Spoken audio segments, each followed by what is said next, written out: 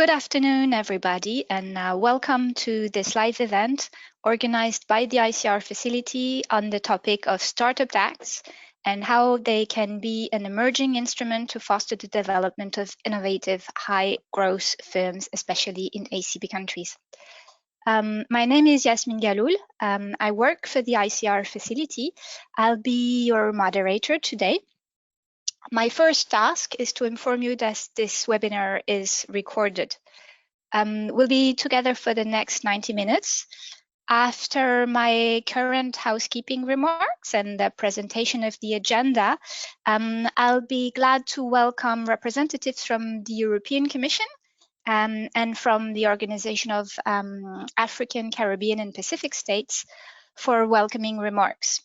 After that, Eveline Rodrigues, who is a research team member at the Innovation for Policy Foundation, will briefly present the first results of an upcoming report she's been working on, comparing the measures contained in the Startup Acts of 3 countries, namely Senegal, Tunisia, and Italy.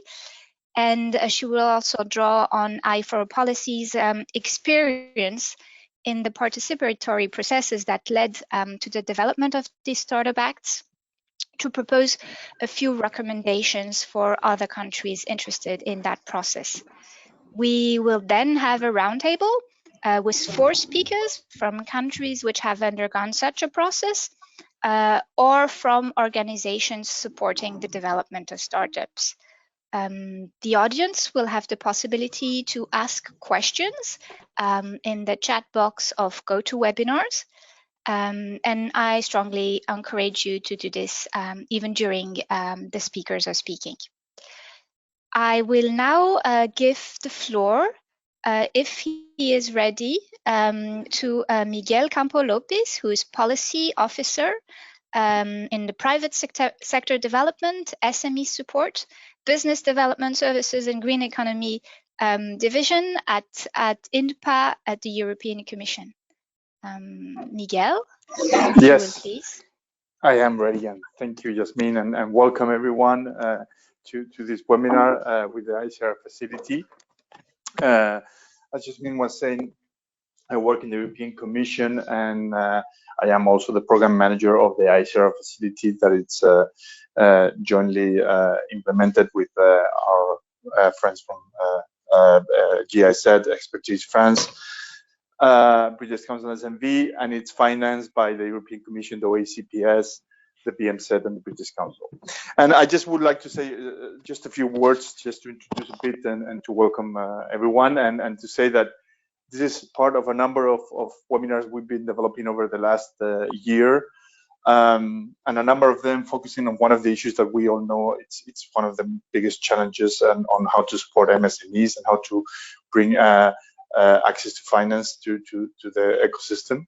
And we know there are a number of elements that we need to look at to ensure that the private sector can fully develop in our partner countries, and to make sure that they become net contributors to the development process together with the public sector and the different levels of actors.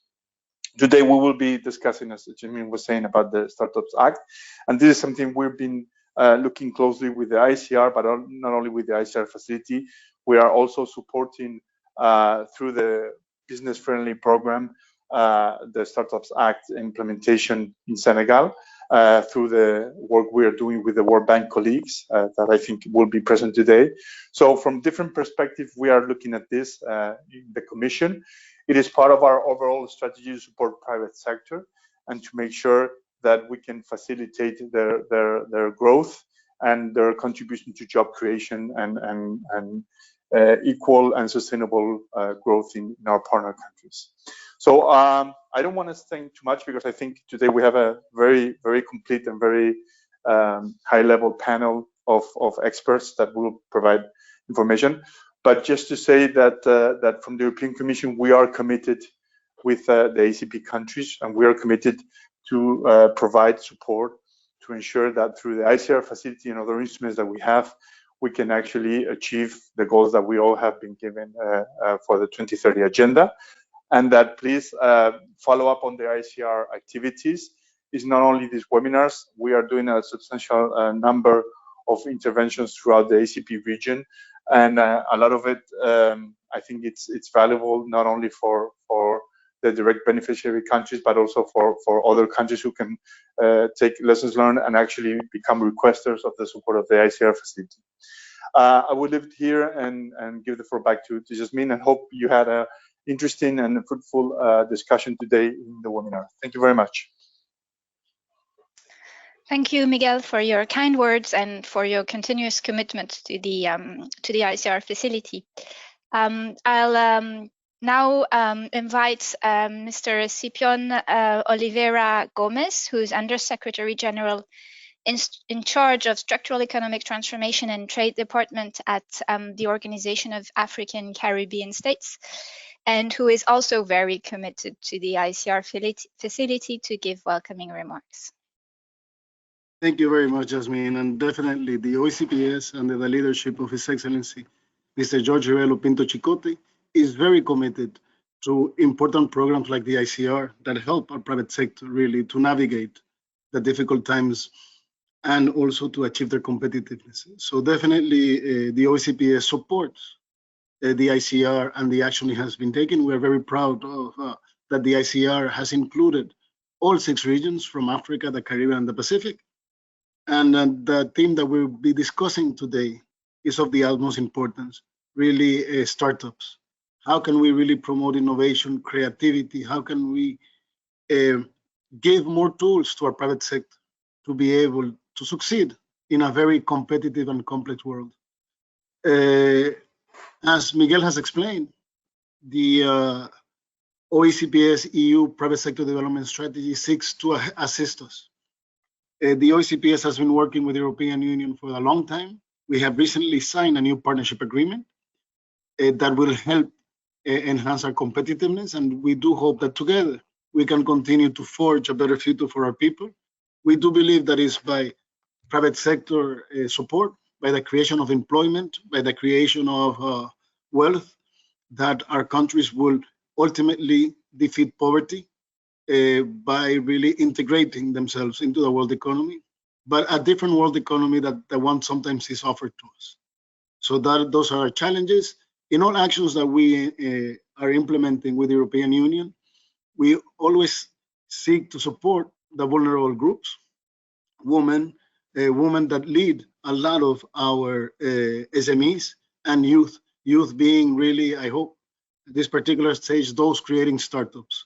So I don't want to take much more time. I just wanted to congratulate everybody here, thank the European Union for the continued support, and reassure all ACPS private sector that the Secretariat, under the leadership of our Secretary General, Mr. Chicote, is really working together with different partners like in this case in ICR with the German cooperation, the British cooperation, the Dutch cooperation, and the French cooperation, together with the European Union, for a better and brighter future for our people. Thank you very much. Thank you very much, Escipión. I will now very briefly present you the ICR facility, which is the Investment Climate Reform Facility. As has already been mentioned previously, the ICR facility is co-funded by the European Union, the Organization of African, Caribbean, and Pacific States, through the 11th European Development Fund, the German government and the British Council, and it's co-implemented by 4 European development agencies. The objective of the facility is to support ACP states and regional institutions in their public-private dialogue process to create a more favorable, sustainable, and inclusive investment climate. We offer as a facility technical assistance for up to 90 days on the topics of the reform of the business environment, the sustainability of this business environment, and public-private dialogue to improve the business environment. Beneficiaries can be public or private organization headquartered in ACP countries, and we can provide a very wide range of technical assistance. It can be studies, it can be counsel, it can be capacity building, and you can find more information about this on our website. I won't talk much more about the ICR facility. I'll now leave the floor to Eveline Rodrigues, who works at the Foreign Policy. And please, Eveline, go on.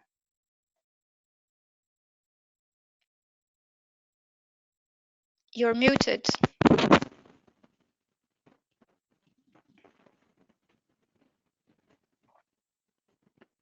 You seem to have lost your microphone, Eveline.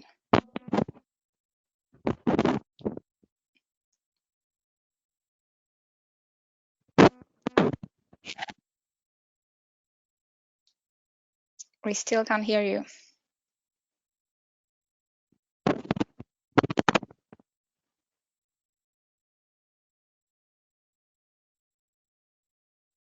Still nothing.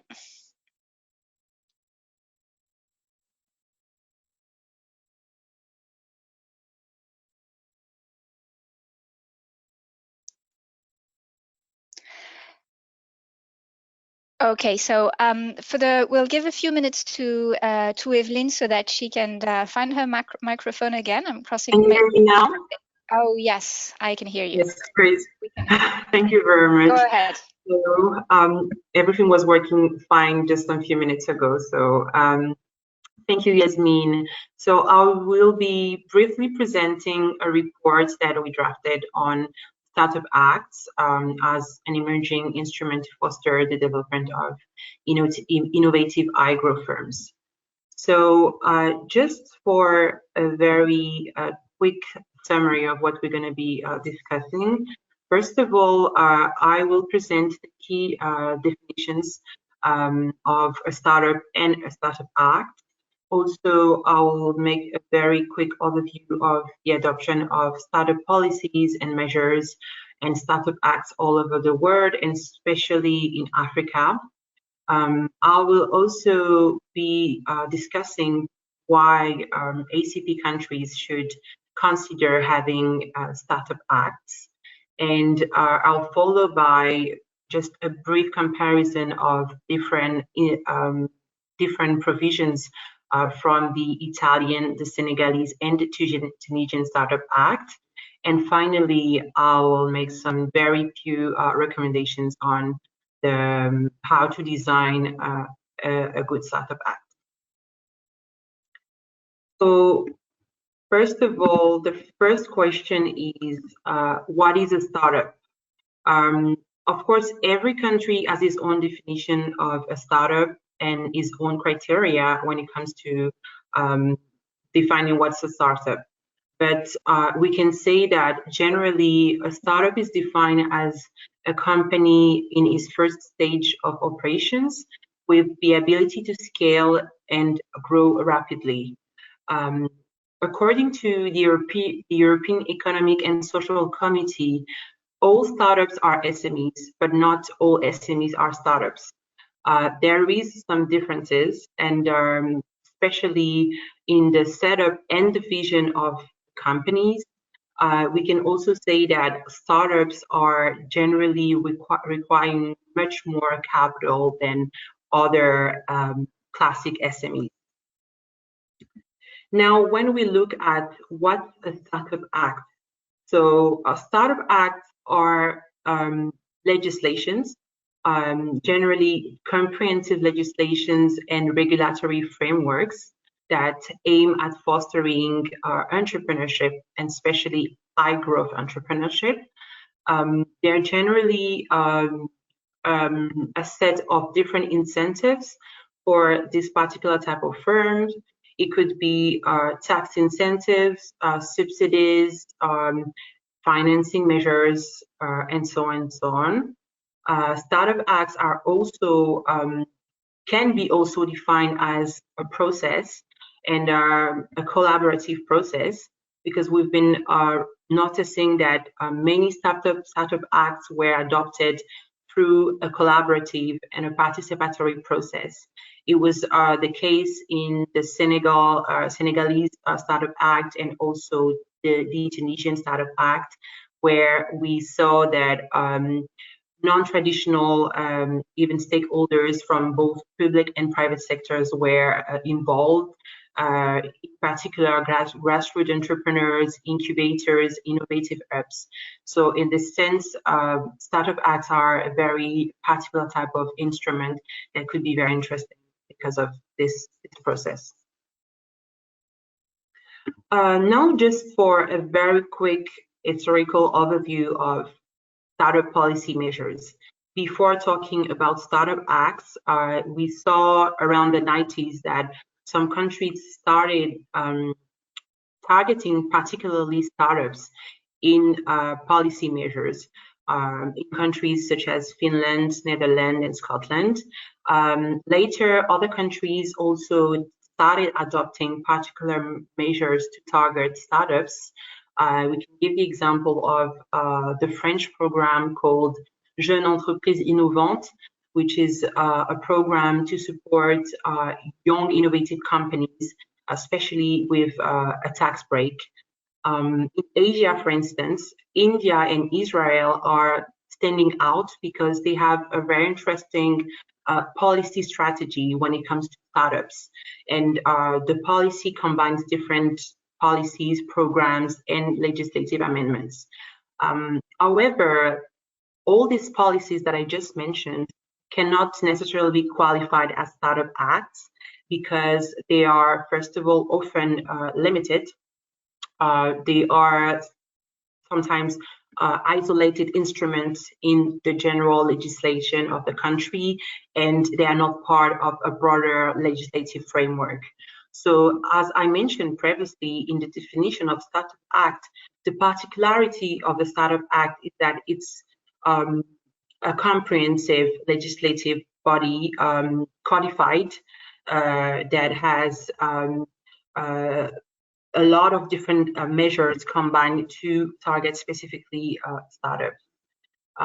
So therefore, there are very few countries that are today considered as having adopted startup acts. We can mention Argentina, the Philippines, and of course, Italy. It's a very, very great example of the first startup act in Europe. In Africa, Tunisia and Senegal are the first countries that have adopted startup acts. And we see that startup acts, as we mentioned, are very recent instruments. They are emerging instruments, and before startup acts, African countries had adopted small business acts, which are legislations that are targeting SMEs. And if we look into this timeline, we see that from the 80s, for instance, in Ghana, there was the first Small Business Act adopted to target specifically SMEs. And then all over the time, in the timeline in yellow, you see all the legislations targeting SMEs. And very recently, Tunisia and Senegal adopted a Startup Act for specifically startups. So Tunisia was in 2018 and Senegal in 2019. Now, when we ask why do ACP countries should consider startup acts, we can say that we know that ACP countries are facing many development issues, and government has started to focus more on entrepreneurship to tackle some of those issues. And trying to create more jobs, the wider economy's productivity, and also deliver market-based innovations. We believe that startup acts are a great tool to address those challenges and to foster the development of high-growth companies. The Italian Startup Act is an example that could inspire ACP countries because it was adopted in 2012, so there's more assessments on the Startup Act, and an OECD report has evaluated the Startup Act of Italy, and the results are pretty encouraging. After 6 years of implementation, the report shows that there are some positive effects on both inputs and outputs of the beneficiary firms, and also it shows that firms have been increasing their revenues, their value added, and their assets after the introduction of the Startup Act.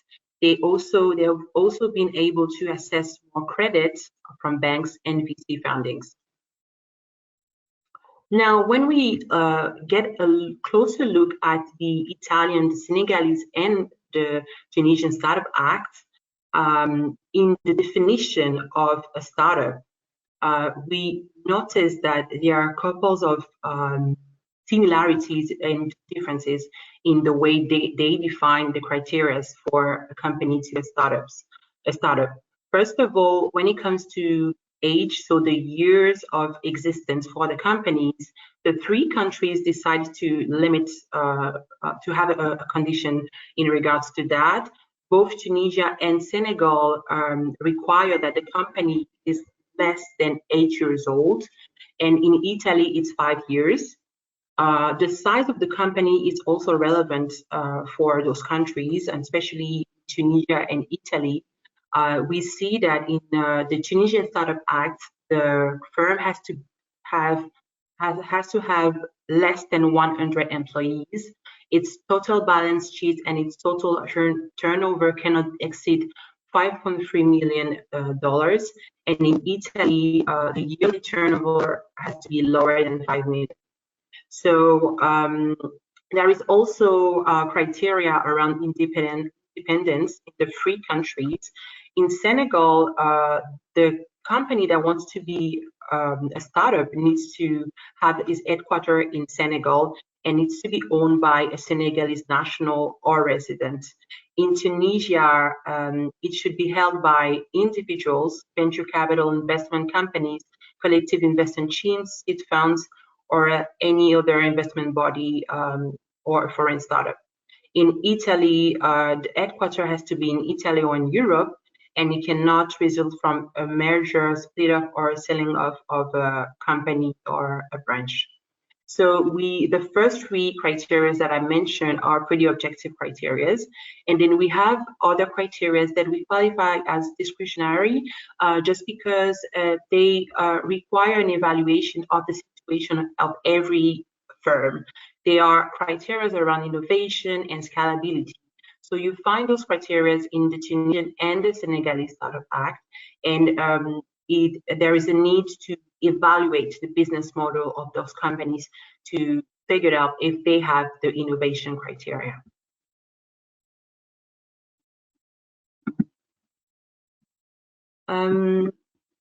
Finally, when it comes to those three startup acts, there are particular financial incentives that are interesting to look at.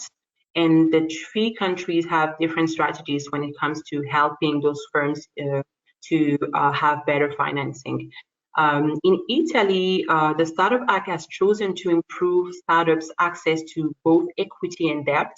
And one of the goals of the Startup Act was to improve and develop the venture capital market.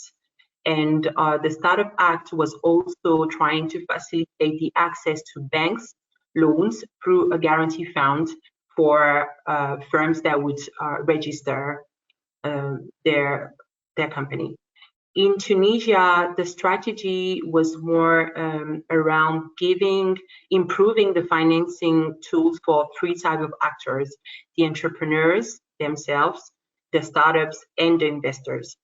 When it comes to the entrepreneurs, the Startup Act of Tunisia provides them with an allowance given to the co-founders and shareholders to cover living expenses for 1 year. When it comes to the startups, there was a fund of funds that was created of 2 million euros, if I'm not wrong. And when it comes to the investors, they benefit from a tax deduction for startup investment and capital gain tax exemption for profits.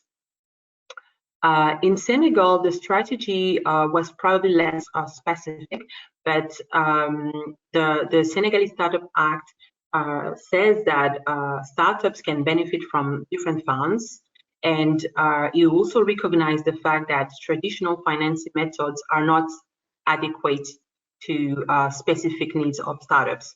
So it mandates its commission with the task to set up alternative financing strategies and mechanisms for startups.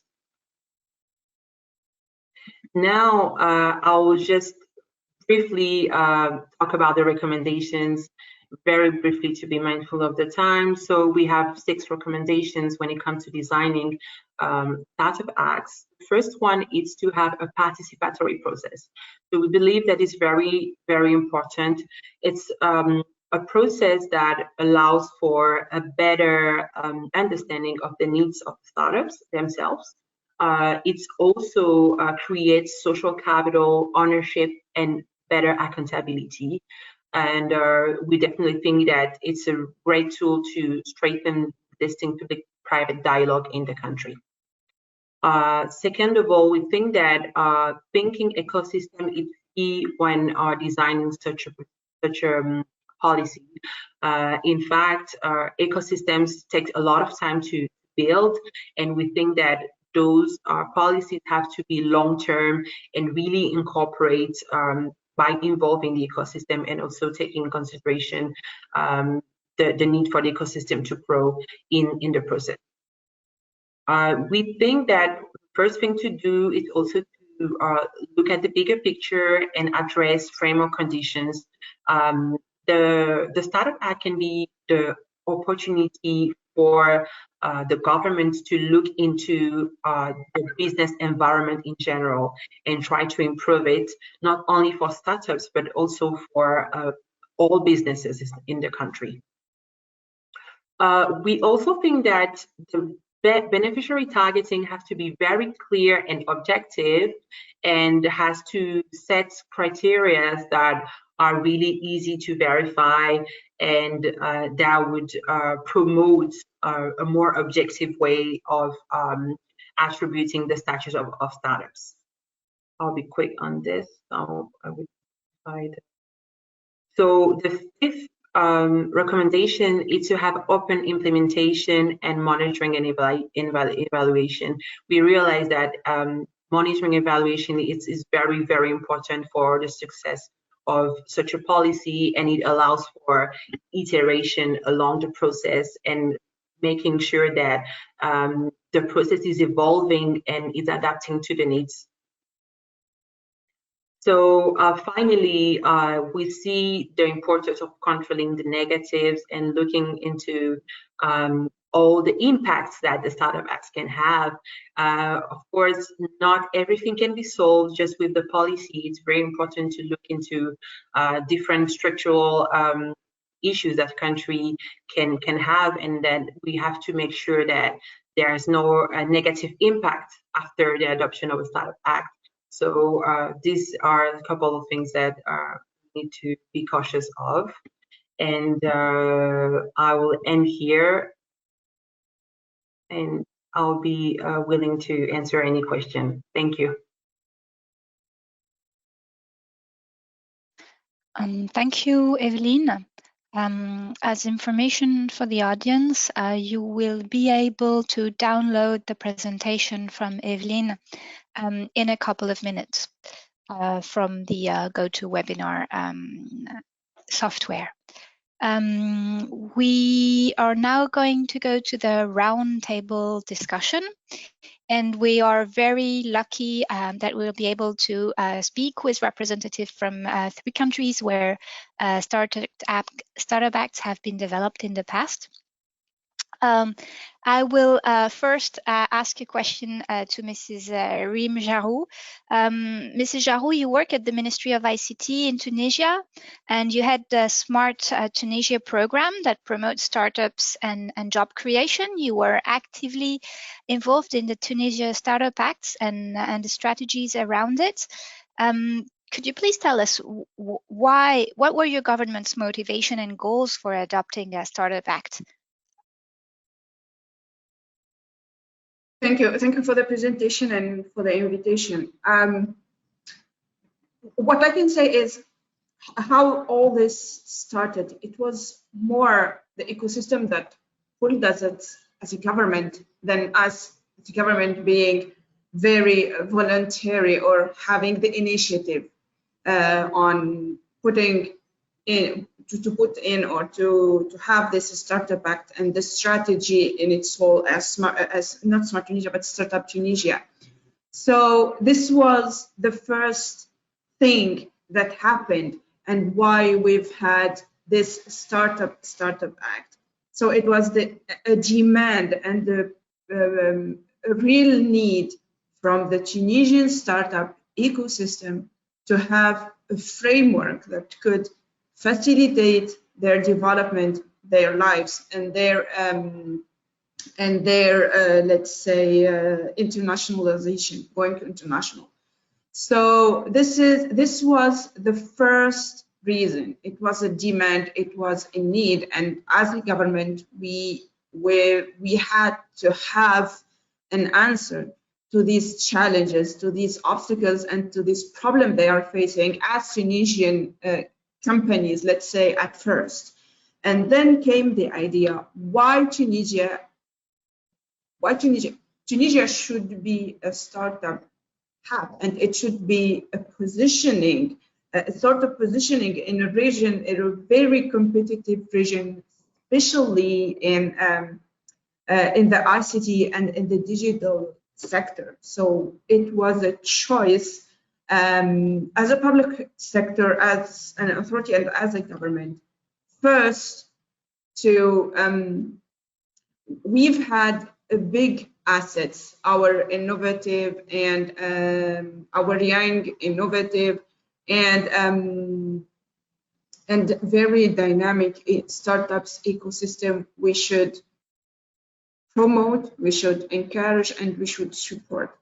And then it can be a very important and interesting positioning of Tunisia in the region, Africa and the Mediterranean region, to be more competitive and to be seen as a technology and innovation hub in this region. So these are the two main reasons why we've decided and why we've launched this process to have the Startup Act. We've been very aware that these are our best asset and our best capital, most important capital as a country to build on and to capitalize on, to just transform our economy and transform the way we are seeing and we are perceiving our economy from the national perspective, but also from the international perspective. So these are the main reasons why we've been through this journey of creating and of building up the Startup Act, and moreover the Startup Tunisia strategy. Thank you very much, Mrs. Jarou. I will now be asking a very similar question to Mr. Ngom. Modou Ngom, you are telecommunication director at the Ministry of Digital Economy and Telecommunications in Senegal. Senegal also went through the process of elaborating a Startup Act. I found very interested in what Mrs. Jarou said, the branding aspect of the Startup Act. That Tunisia wanted to position itself as an innovation hub in the region. Is it also one of the motivations, one of the reasons behind why Senegal decided to work on Startup Act? Thanks for your question. Hello, everybody. I'm very pleased to participate to this webinar. That is very interesting because it is an important issue about startups. In Senegal, we have a national socio-economic development strategy. That means Digital Senegal for 2025.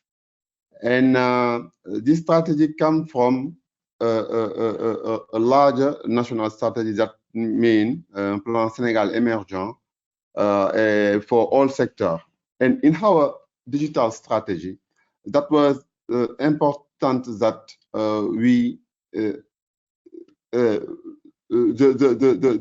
the digital can impact all other economic sectors. And in this way, in working with the ecosystem, we have identified some limit on constraint to build an environment, a conducive environment for optimal development of the startup in Senegal. And despite the considerable effort made by the government the later year. And in this working with the ecosystem, we have identified that we have to make some important decision to improve the innovation and also the technical issue that our company can play for our socio-economic development. But an objective analysis of the situation reveals that there is the persistence of certain limit and constraints to have an optimal development of startup in Senegal. And in this sense, we have worked with ecosystem to have a startup act, although that we dedicated for the promotion of startup. And the aim was to set up a specific incentive framework promoting the development and the emergence of startup in Senegal. And for this, we have in this law many innovation that we think if it is applied, that can help our startup and even our SME to have the ability to have some innovative product and to export also. And that is the main aim that we have in Senegal for elaborating this law and also to have all other modalities that we have to set up and apply in a regulatory framework. Thank you very much, Mr. Gom. So I understand that both in Tunisia and in Senegal, there was a strong demand from the ecosystem itself for regulatory reform. So now I'm going to ask Mr. Oswald Guobadia, who is a senior special assistant to the President of Nigeria on digital transformation, if that's also the case in Nigeria. I understand that Nigeria is in the process of developing its own Startup Act. Why were you interested in the process? Is it because in Senegal, like in Senegal and Tunisia, there was a strong grassroots demand for it?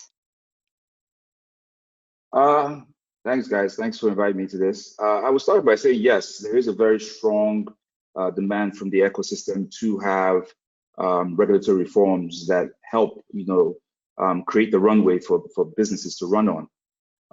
There are a number of reasons why a startup bill is what Nigeria is looking at right now. I mean, it crosses across, the population, the economics, and even something as simple as the AFCFTA that is being done right now in positioning Nigeria. Also, I wouldn't say as a hub, but as a real interesting way to incentivize our population to be more productive. Nigeria is nearing about 200 million in population, and about 60% of them are under the age of 25. Those are the stats that you tend to hear a lot about. What that means is there are a lot of people trying to come up with ideas. And one of the key things the government is supposed to do, if you allow me, is to really create a train track for them to, the train tracks, which are the rules that allows them to develop these ideas to fruition. One of the bigger problems in developing ideas in a country like Nigeria, when you think from the VUCA perspective, is certainty, right? Regulation certainty is one of the #1 things that breaks any business model. So you may have a business model well cooked by several business heads from several business schools across the globe, and I can guarantee you that in Africa we will break it right down its back. So this is one of the key reasons why we're trying to create in legislature rules that would help the startup environment develop further. We're in a unique position because Tunisia and Senegal have done theirs, so we're just reading up. This presentation today was actually very, very informative to me, learning something every day about how to approach it and how to get it done. But we believe that there's certain rule bases we could put in place that would allow the creativity, the entrepreneurial spirit of Nigerians flourish. So that's the real reason. And even our Mr. President himself even said in his New Year's speech, identifying that we're indeed very creative, innovative people, and that rules enshrined in the legislature will go a very long way to help us develop further.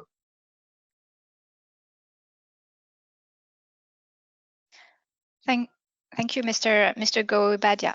If we try to have a little bit of a broader perspective, now that we've had the perspective of people representative of countries who have developed startup acts or who are in the process of doing it, and we see they've done it for quite a few different reasons, to give opportunities to their young population because there is a demand from the ecosystem in order to position themselves as innovative friendly countries.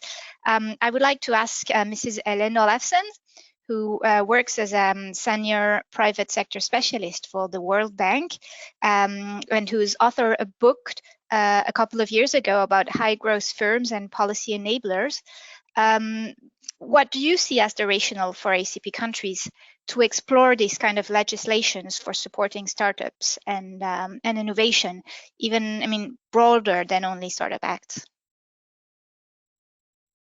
Thank you, Yasmine, and thank you for inviting me to this webinar. I think one important point that Eveline started out with in her presentation was around definitions, and it sounds a bit academic, but it does make a difference because as we could hear from the speakers, there are many motivations, right, for creating a Startup Act. And some of that might be from a technology perspective, that we're trying to promote technology innovation or technology, the startup of technology companies, which is one very valid objective. Another objective could be around empowerment and self-employment, right, which is also very relevant. And particularly in many of the countries in across the continent, in the Caribbean and the Pacific, where you have massive unemployment situation. So I think it's important, first of all, to think about what are we trying to achieve, and to separate a bit between a startup, which is just a stage in a business life cycle, right, where you're starting the company, and this notion of technology and innovation, because the two could overlap, but they may not, right? And there are different policy instruments that may be more or less relevant depending on what the core objective is. So that's sort of one thing to just keep in mind and be very clear about what we're aiming for and what problem we're trying to resolve.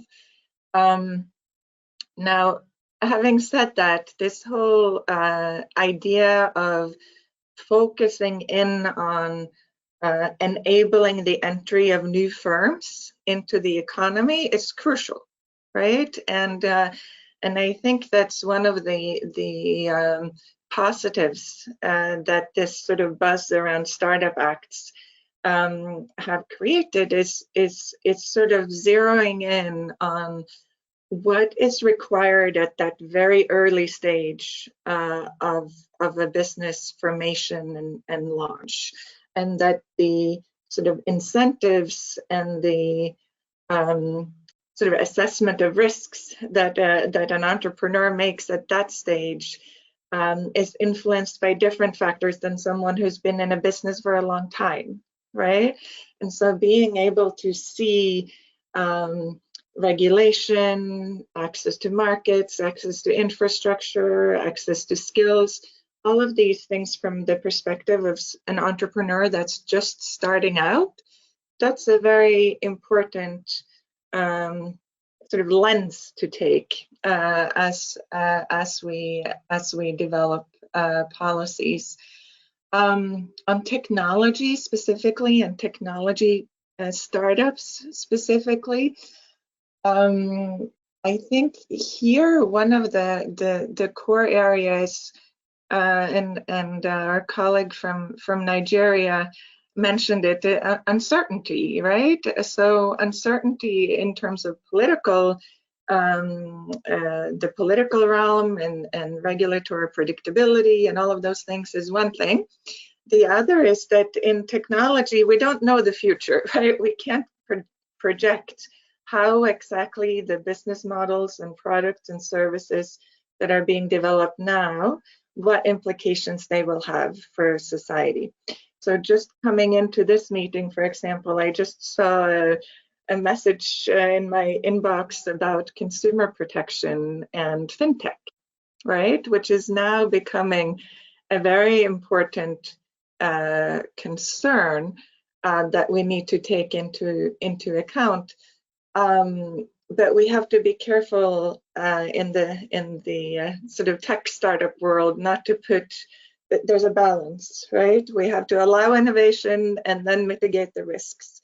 So doing that in a very dynamic way is a critical challenge to keep our eyes on.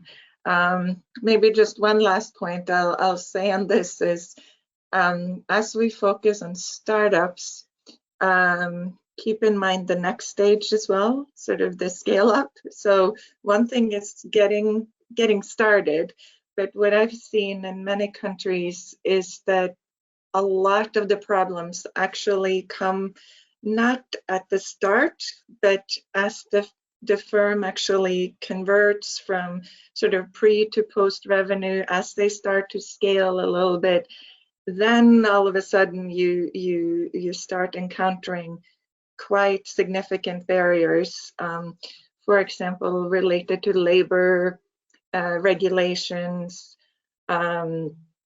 or standards that are required, etc. So, you know, I tend to be an advocate for taking a life cycle approach, you know, and to really look at how the broader environment affects an entrepreneur at each stage of the business. So let me stop there. Thank you very much, Mrs. Olafsen, for this perspective. I'm going to go back to Mrs. Jarou with her experience of Startup Acts in Tunisia. The Startup Act in Tunisia has been adopted in 2018.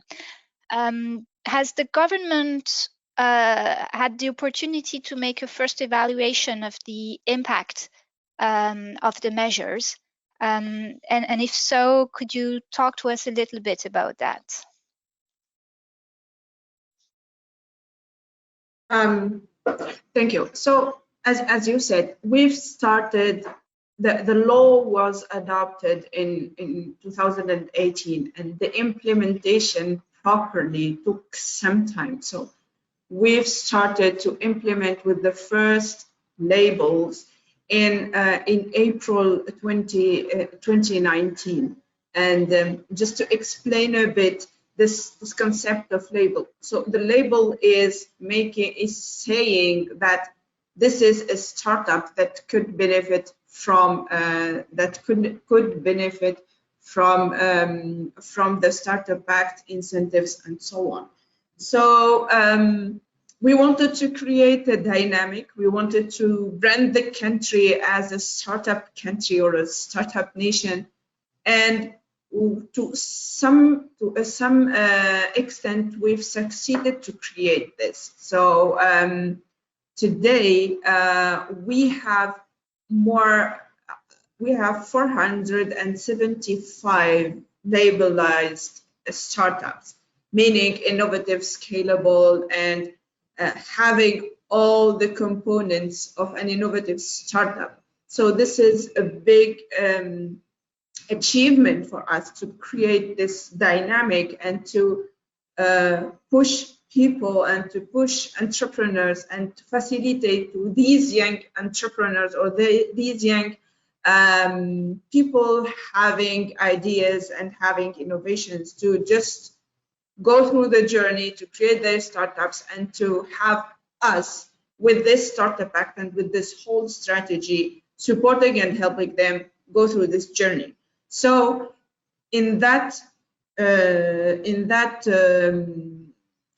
perspective, we've had succeeded to achieve our ambition, and we want to continue in this space, let's say. As I said, Startup Tunisia is more than a startup. There are incentives and provisions, and all these incentives are implemented, and these startups are benefiting from the tax reliefs, from also investors from the tax reliefs, from the allowances, from the subsidies, and so on. So it was maybe we faced some challenges implementing that. This is why we've took 1 year and more than 1 year in this implementation, but now we're seeing some results.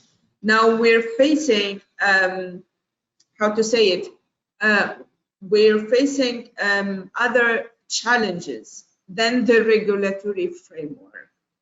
For example, the investment in the startups. We are now implementing our fund of funds to just guarantee the necessary funding for these startups to grow and to go international.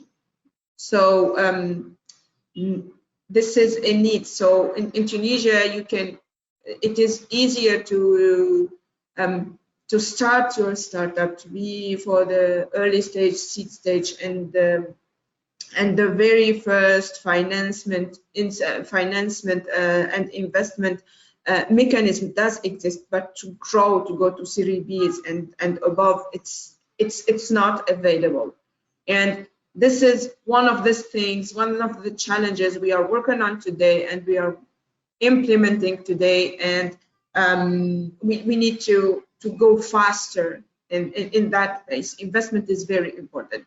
And then the second one, the second challenge we are facing also is the ecosystem around the startups, the support ecosystem, meaning accelerators, incubators, co-workings, and all this ecosystem around the startups that need to be enhanced and enforced. So, if I may say, from regulatory and incentive perspective, and from also the second part, which is creating the dynamic and creating the brand for Tunisia as an innovation hub, to a certain extent, we've succeeded to achieve these goals. Now we need to, we need to go further and to maintain the dynamic and to support this dynamic by the investment and by the support ecosystem to these startups. So this is where we are with this Startup Tunisia strategy in a whole, not only the startup. Thank you very much, Mrs. Jarou. I can tell you already that there are questions in the chat about the Tunisian Startup Act and its effect on funding, and as you said, the problems that startups are still facing despite the Startup Acts to access finance. But I'll ask the question afterwards. Yes. Just something to add, we didn't mention is for the Tunisian case of the Startup Act, it's not for Tunisian nationals only. So if you are operating from Tunisia, even if you're not Tunisian, you can benefit from the Startup Act incentives, as long as you have this label. And this is why I said it's in that goal of positioning Tunisia as a startup hub and innovation hub, not only for Tunisians, but also for Africans and for Europeans and for all people that want to have a footprint in Africa from Tunisia. Thank you. I'd like to talk a little bit now about the elaborative process of the Startup Acts, the collaborative process. And I would ask Mr. Ngom from Senegal to describe, if he could please, to describe the process of drafting the Startup Act in Senegal. It was heavily participatory. It involved youth, innovation hubs, entrepreneurs, and allowed them to talk directly with policy makers. Could you please describe this process and how it went briefly? Okay, so thanks. The process in elaborating Startup Act in Senegal was very inclusive and participatory with all stakeholders. That means public structure, private sector, and civil society. And it is a process that we initiate in all our reform in Senegal, even for our strategy, for our legal and regulatory texts. We do the same process. But what was specific in this case, but it is the initiation was from the innovation ecosystem. In this case, the innovation ecosystem has before has been a force of proposal in implementing our Startup Act. All actors concerned was involved to carry the project and take ownership also and participating actively in the design. And for our all in Senegal start with what we called Sense Startup Act project proposal that issue from Dakar for policy that is being that our sister Escipión in all the ecosystem, all the innovation ecosystem, and it started in 18. After that, I for policy was able to bring together around 60K players in the entrepreneurial ecosystem at Dakar to organize our very first policy hackathon in Senegal. And the objective was to initiate a Startup Act that the government can take and working with all concerned part, whole stakeholder to put it in assembly and to have our first law in this area.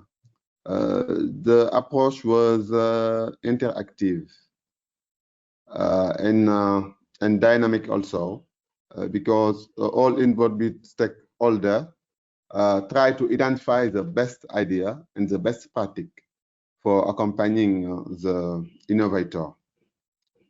And after we reflect the challenge faced by entrepreneur and startup, and during the growth phase also, there is a solution proposed by participant to the challenge that was mentioned or identified during the meeting, and some idea for implementing it.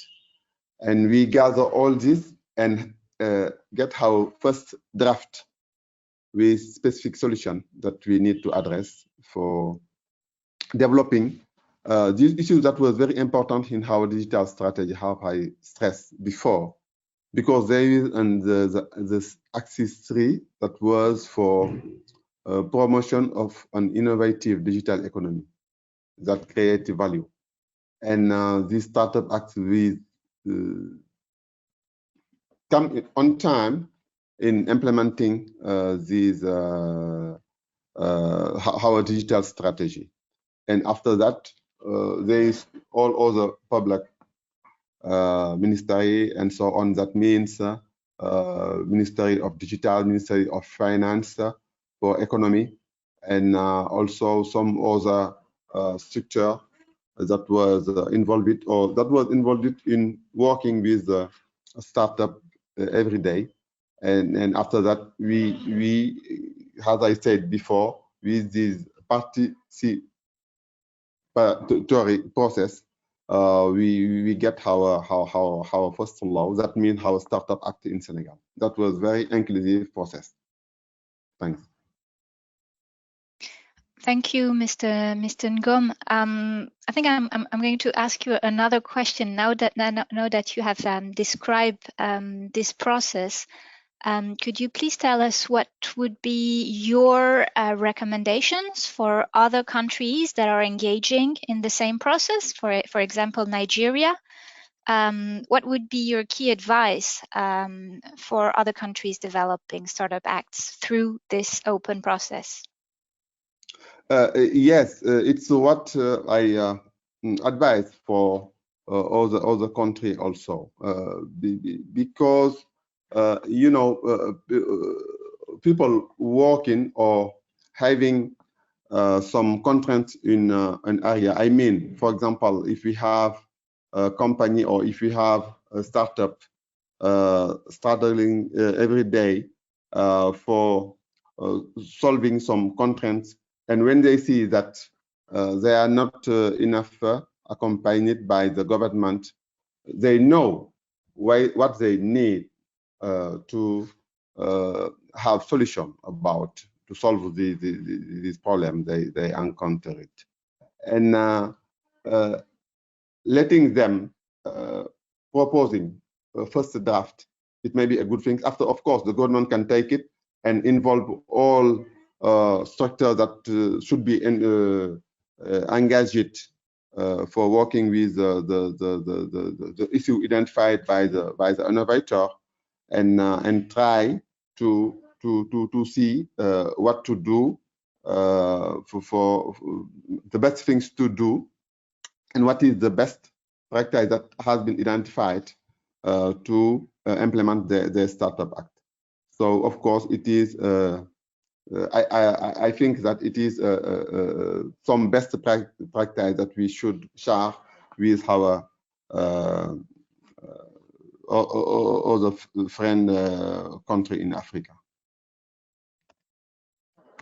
Thank you very much, Mr. Ngoma. I'm going back to you, Rim. What are your advice on how to go through this participatory process of developing a Startup Act?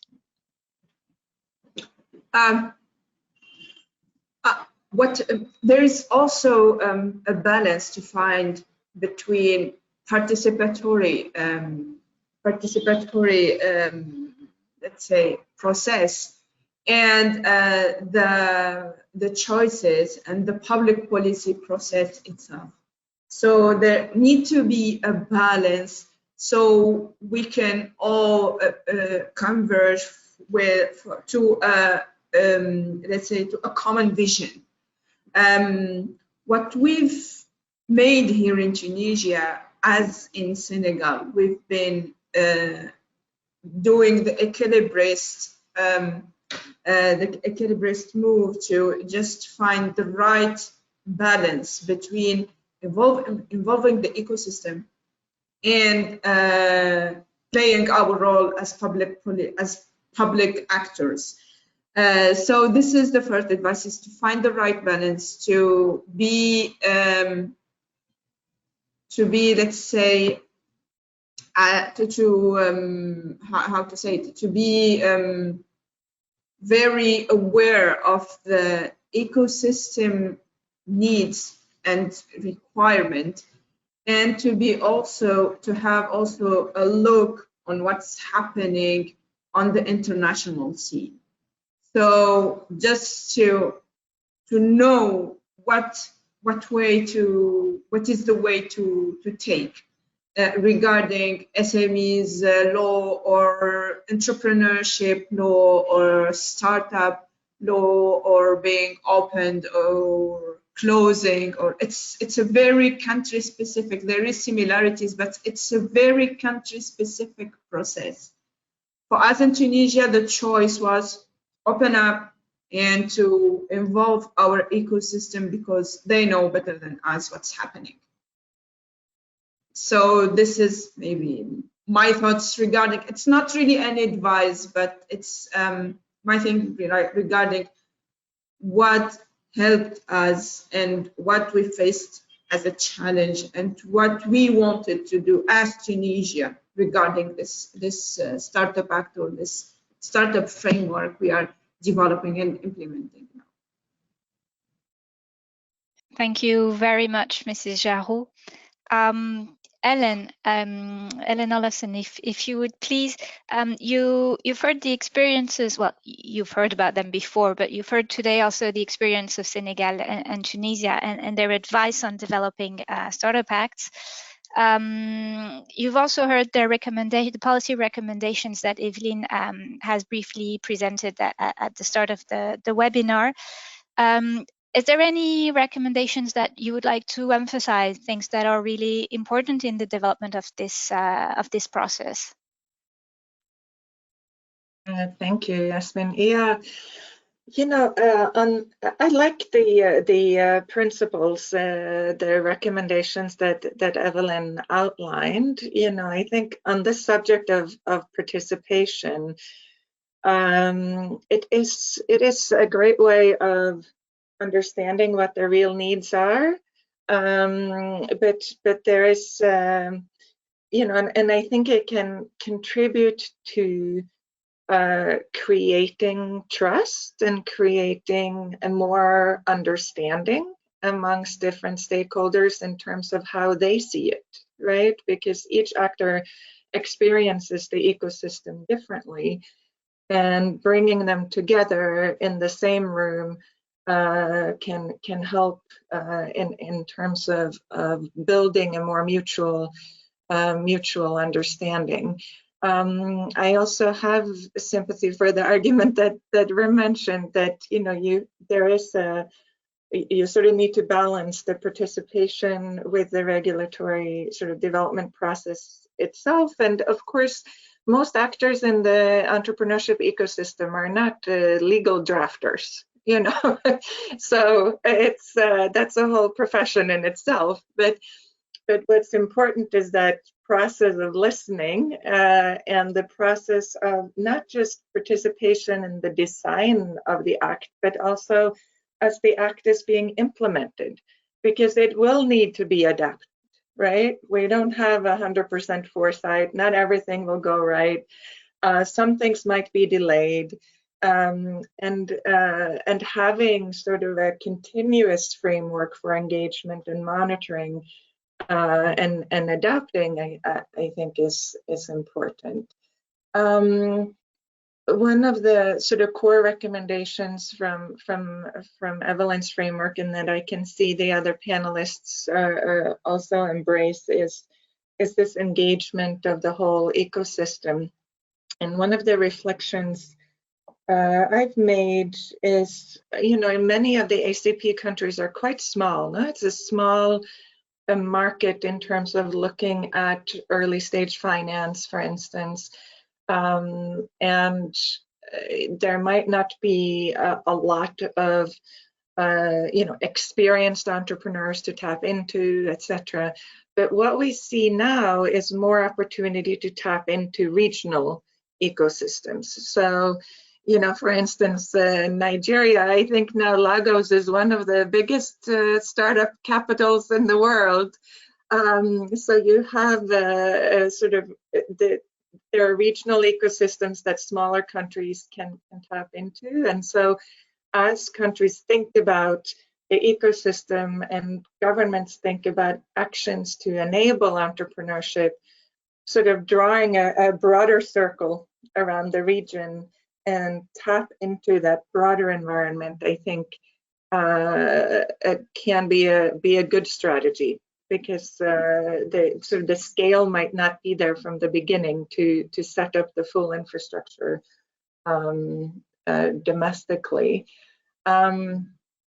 I think otherwise, I mean, you know, Eveline said it as well, you know, focusing, make sure that the sort of broader framework conditions are not lost. You know, that's, there are lots of sort of interesting things that we can do to promote startups, but we have to make sure that the fundamentals are there in terms of sort of regulatory predictability, you know, enabling competition, right? If we inadvertently have regulations that impede new entry, that will stifle entrepreneurship.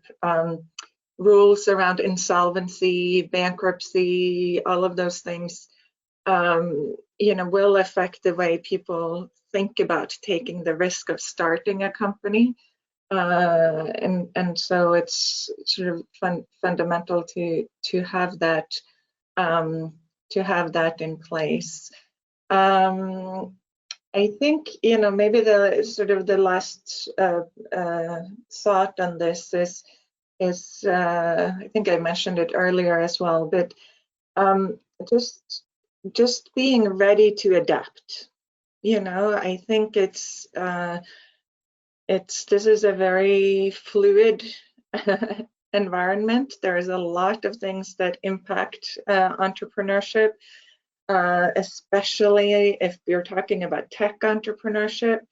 And so whatever process is designed in order to support the policy evolution, ensuring that it can be adapted and that there are mechanisms in place to sort of check on the assumptions that were made at the time when the regulation and the policies were put in place. So those are a few of my reflections. Thank you. Thank you very much, Ellen, for this. We will now be opening the floor to questions that can be addressed either to the presenter or the speakers of the roundtable. So I invite the audience to please write their questions in the chat. We already have quite a few questions. There's a question that I'd like to address, well, that's already addressed directly to Eveline. So maybe you can address this question, Eveline. The question is the model of startups, which is a little bit motivated by what the questioner calls the Silicon Valley model, is it ideal to address the challenges of vulnerable groups, especially in Africa? And are there not better models that can be more adapted to the local needs? Thank you for the question. I think it's a very, very interesting question. When it comes to the Silicon Valley model, or when it comes to looking into what's happening in other countries and how they've been able to grow their ecosystems and have a considerable number of startups, I think it's really interesting to draw inspiration from those countries. But I really think that every country should try to address its own challenges. And I agree with Reem, what she said previously about this process being a country-specific process. I really believe that it's necessary to really look into the specific challenges and particularly the ones from vulnerable groups on the continent. And that's the reason why we advocate for involving a large number of people in the process, and also having a focus on those vulnerable groups. And there are some countries that have policies targeting specifically women, for instance, or young people. So it's possible to do that. Also, regarding the second part of the question, when it comes to other models, I think that, of course, there are probably other models that we can look into. And I think about, for instance, social and inclusive businesses. I think that it's something that African countries and African governments can look into and see how they can try to foster also the development of social and inclusive business. Thank you, Eveline. I know that Rim has to leave us very shortly, so maybe before you leave, one last question. On access to finance for startups in Africa. How do you think it's possible to finance like the missing middle in Tunisia, and how it's possible to mobilize more finance for SMEs, both at the early stage of their development and then later on in Tunisia?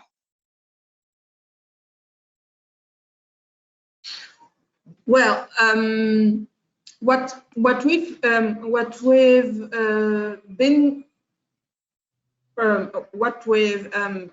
have,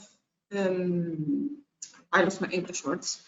So what we have today is this finance and investment component within the startup strategy, including the fund of funds and the creation of other funds, the direct funds to invest in startups. So what we've taken as measures is that we as a government, we are going to put on the money first and then trying to mobilize the private sector and the international investors to invest with us on these child funds, what we call the child funds or direct investment funds. So first, we need to as a government invest and then try to mobilize others around these mechanisms or these VCs. The second thing is to it's a regulatory and legal, link it to the legal framework on investment and or capital investment here in Tunisia. We need to be more open to other VCs and international VCs to draw investment from international investors to facilitate this and to just give the right framework to be more attractive for these funds and for these international funds and even regional ones, meaning the MENA region. We are quite a small country in terms of population, but we want to compensate this by being and attracting startups, innovation, and the investment behind them. So the first thing is we are investing first as a government and trying to mobilize others, and then giving the right and the right framework for international investors and for Tunisian private investors to also draw investment to our startups. Thank you very much, Rim, for taking the time to answering this question. And thank you very much for participating in this webinar, even if you have to leave now. Thank you. A question that we have received and that I would like to direct to Ellen, if she has the time to, if she can answer it right now. So I'm reading the question. Is there much evidence of startup acts stimulating equality of opportunity amongst entrepreneurs? For example, is there any attempt to support and stimulate entrepreneurship amongst particular groups who may have specific challenges in accessing job opportunities? That's the question for you, Ellen. Thank you. I think so. The Startup Acts per se is relatively recent phenomenon. No? I mean, you know, I think Eveline, maybe you can show that slide again with the acts. You know, it's quite recent that that's become a trend. But I think the question is sort of relates back to the other question you had earlier as well about vulnerable populations. So it goes to this issue of targeting, right? That should we be targeting certain segments of the population or certain segments of firms in order to sort of equalize between people. Sometimes it could also be regions, right? You have regions that are so-called lagging regions where economic activity is lower than in others. And I think it's a very difficult question. And to be honest, I think we don't have enough knowledge around that yet. There are a lot of open questions around this whole issue of targeting from a variety of perspectives, whether you're trying to target the most vulnerable or you're trying to target the ones with most potential, etc. We don't have good mechanisms for targeting. So there is an emergent literature on it, but we need to do a lot more to understand better how to target effectively.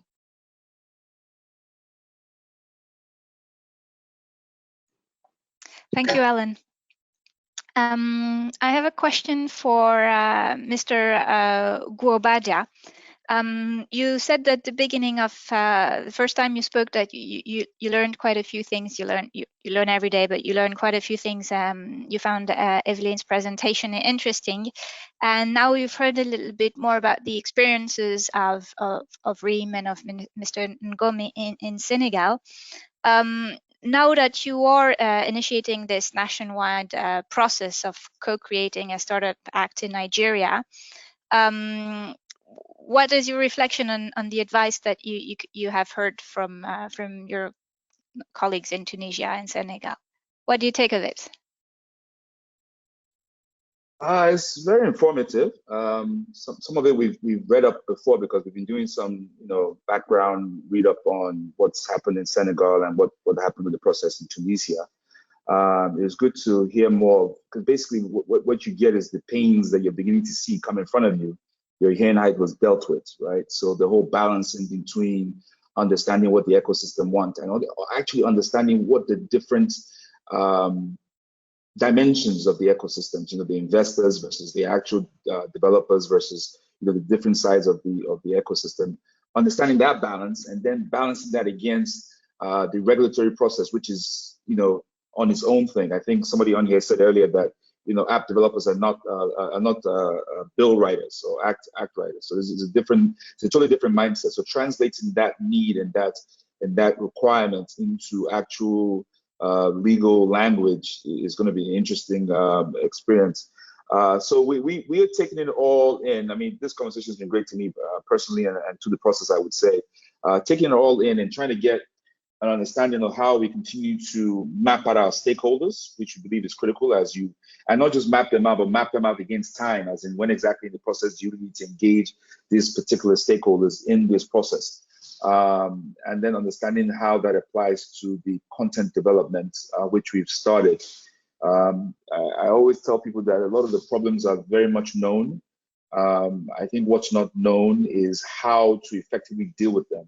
And we're all taking this collaborative process, which has been discussed here, which was done in Senegal, which ICR Policy is pushing, which is also done in Tunisia, to understand what the real best approach is for each of the individual problems. I mean, the problems are known. Every single problem that affects an entrepreneur is sort of known. And as was mentioned earlier here, it's also a life cycle thing. So where are the handoffs for future problems, right? So yes, you've now crossed the 5-year threshold. You no longer belong here. You now crossed the 100-man person, or the $5 million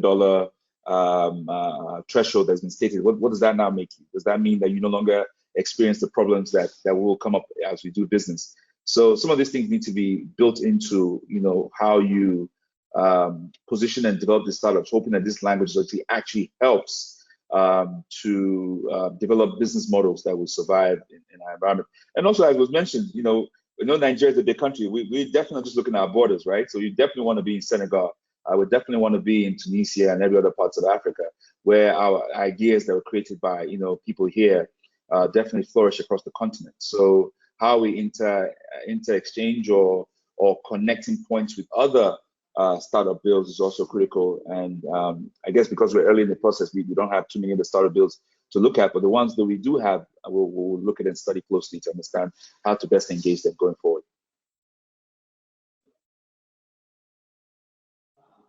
Thank you. Just for a quick understanding, where are you in the process exactly in Nigeria, and what are your next steps?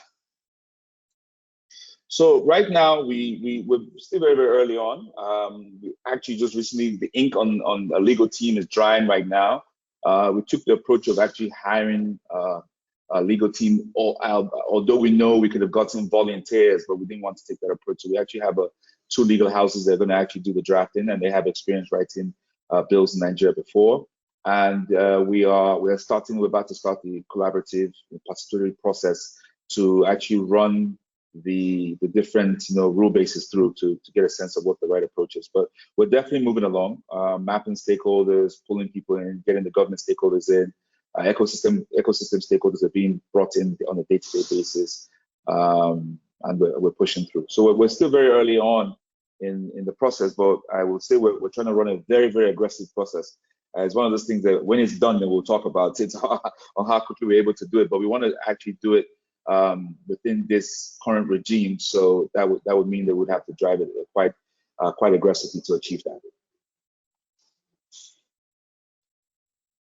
Okay, maybe we'll invite you to another webinar next year, and you can tell us how we've advanced and how you've elaborated your own Startup Act. Thank you very much to all the speakers. We are now getting to the end of this webinar. So thank you very much for everybody who's asked a question in the chat.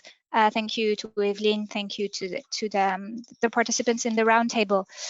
Before we put an end to this event, I'd like to present you what we call the one-on-one clinics of the ICR facility. One of the specificities of this series of webinars that are being organized by the ICR facility is that we offer just after the event the possibility for listeners to benefit from up to 2 hours of discussion with the I4 policy team. If you want to ask more questions, if you have questions that haven't been answered during the webinar, if you want to get deeper knowledge about one aspect of the presentation or ask for advice. So you can reach out to the ICR facility until the 6th of May via the email address that you can see on your screen, and that you can also find on our website, that you can find very easily through Googling us, ICR Facility.